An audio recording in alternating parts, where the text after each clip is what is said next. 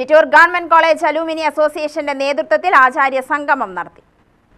കോളേജിലെ പൂർവ്വ വിദ്യാർത്ഥികൾ അലൂമിനി അസോസിയേഷന്റെ നേതൃത്വത്തിൽ നടത്തിയ ആചാര്യ സംഗമത്തിൽ അധ്യാപകരെയും മുൻ അധ്യാപകരെയും ആദരിച്ചു.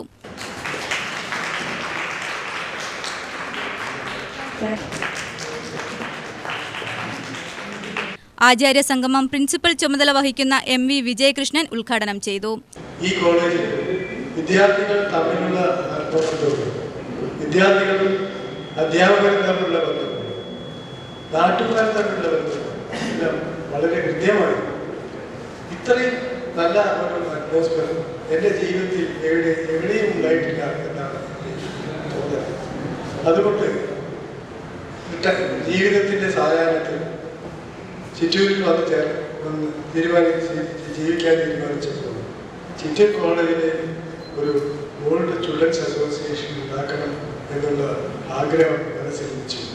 ഞാനും അങ്ങനെ ഇതേ ഫീലിംഗ് ഉണ്ടായിരുന്ന ഒരു 5-6 പേരും കൂടി കത്തുകൾ എഴുതി വളരെയധികം ബുദ്ധിമുട്ടി കണ്ടുപിടിച്ചാണ് ഈ ഓർഗനൈസേഷൻ രൂപപ്പെടുത്തുന്നത്.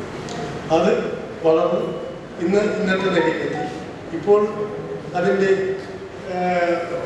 കാര്യങ്ങളെല്ലാം ചെറുപ്പക്കാരായ വളരെ നല്ല നിലയിൽ നടത്തുന്നുണ്ട് എന്ന് കാണുന്നതിൽ എനിക്ക് വളരെയധികം സന്തോഷമുണ്ട്.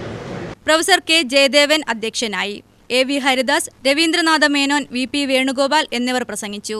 സർവീസിൽ നിന്ന് വിരമിക്കുന്ന പ്രൊഫസർ സുഷ ചന്ദ്രൻ, പ്രൊഫസർ P. മുരുകൻ എന്നിവരെ ആദരിച്ചു.